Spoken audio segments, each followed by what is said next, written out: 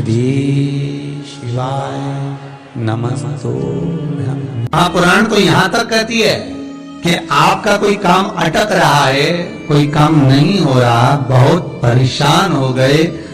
बहुत थक गए उस काम के लिए, सबके हाथ भी जोड़ लिए, सबके पास होकर आ गए, पर वो काम बढ़ ही नहीं रहा, तो निवेदन करते हैं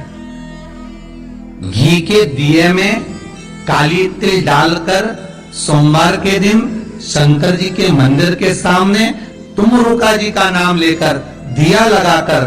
जिस काम को तुमने दुनिया के आगे कहकर देख लिया, कर देख लिया, नहीं हुआ, उस कार्य को एक बार दिया लगाकर निवेदन कर कर फिर जाकर देखना, काम आगे बढ़कर ही रहेगा, छूटेगा नहीं। कोई सहज नाम नहीं है तुमरुका जी का। लाल चंदन का पानी 1 लोटा प्रत्येक सोमवार को चढ़ाना प्रारंभ कर दीजिए। अपने आप अटकलें सुलझना अपने आप।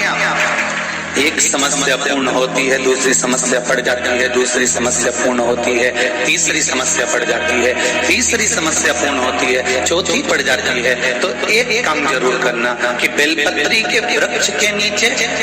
बेलपत्री की जड़ में केवल 1 लोटा पानी, और उसमें भी क्या डालना है आपको, जम के बोलिए जरा, लाल चंदन, इससे ज्यादा और कुछ। जिनके नैनों में नंबर बढ़ते चले जा रहे हो, चश्मा उतर नहीं रहा हो, दूर का नहीं दिखे, कहीं किसी को पास का नहीं दिखे, रहते हैं। तुलसी की जो डंडी होती है, तुलसी जैसे बेलपत्र की जो ये डंडी है, ऐसे ही तुलसी का जो पत्ता होता है, उस पत्ते की जो डंडी होती है, उस डंडी को चंद्रमा को देखा जाता है, उस डंडी की जो कोर होती है, उस कोर को दृष्टि से मिलाया जाता है। शरद पूर्णिमा की रात्रि ठीक 12 बजे आप चंद्रमा की, जैसे चंद्रमा का भाग, उस चंद्रमा के भाग को आप उस डंडी के भाग से निहारने का प्रयास करिए। मार घर में आई है, घी का दिया लगाई है, उस घी के दीप को लगाने के बाद पूर्णिमा के दिन उस पर एक प्लेट थोड़ी तिरछी कर रख दो, जिससे उसकी कालोच, काई की, उस दीप की, घी के दीप की कालोच उस प्लेट पर आ जाए। थोड़ी सी कालोच ले लीजिए, 5-10 मिनट में आ जाएगी। उसको गाय के घी में मिलाकर आंखों में सुरमा लगाकर रात्रि को सो जाइए। 3 दिन बाद आप महसूस करेंगे कि नेत्र की ज्योति बढ़ना प्रारंभ हो रही है। नेत्र शंकर भगवान की प्रियता बेलपत्र, पहले भी कथा में कहा, फिर कहते हैं, जिस व्यक्ति के जीवन में धन, संपदा,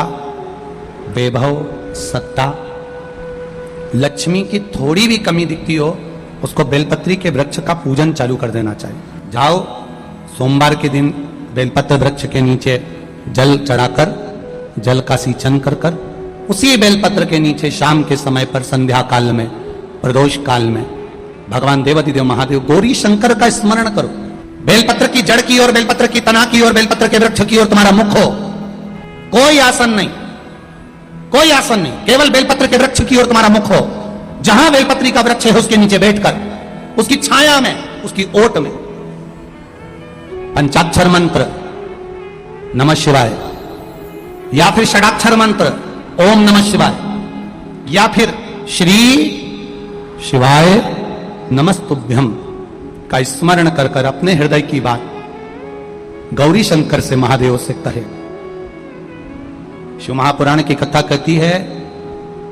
7 दिनों में एक दिन सोमवार का ऐसा होता है जिस दिन 33 कोटि देवी देवता बेलपत्री के वृक्ष के नीचे बैठकर भगवान शंकर और पार्वती का स्मरण करते हैं, और शिव पार्वती उनकी झोलियां खुशियों से भरते हैं। देवता भी जिनका भजन कर रहे हैं वो बेलपत्री के वृक्ष के नीचे। लक्ष्मी, मां लक्ष्मी भी बेलपत्र के वृक्ष के नीचे निरंतर विराजमान होती है। आप लोगों से एक निवेदन और करना चाहेंगे, ये मनुष्य का शरीर जब तक रहे, ये मानव की देह जब तक रहे, जिंदगी में एक बेलपत्री का वृक्ष अपने रहते रहते कहीं पर भी लगाना, उसको बड़ा करना, उसको बड़ा कर कर जैसे अपने बच्चे को बड़ा करते हो, ऐसे लगाकर बड़ा कर कर महादेव से कहना कि मैंने अपनी जिंदगी में, मैं मर भी जाऊं, मेरे प्राण छूट भी जाएं, मेरे जाने के बाद मेरे घर के लोग एक लोटा जल चढ़ाएं ना चढ़ाएं, बेलपत्री चढ़ाएं ना चढ़ाएं, पर ये वृक्ष मैंने बेलपत्री का लगा दिया, अगर मैं मर भी गई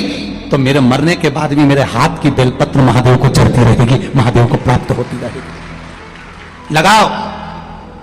एक बेलपत्री के पौधे को, छोटे से बड़ा करो, बड़े से बड़ा करो, बड़े से बड़ा करो, और बड़ा करने के बाद उसको कहीं तुम्हारी मर्जी पड़े जहां, उस बेलपत्री के वृक्ष को लगाओ। शिव शंकर जपूं तेरी माला, भोले बाबा जपूं तेरी माला, भोला सब दुख काटो, ओ भोला सब दुख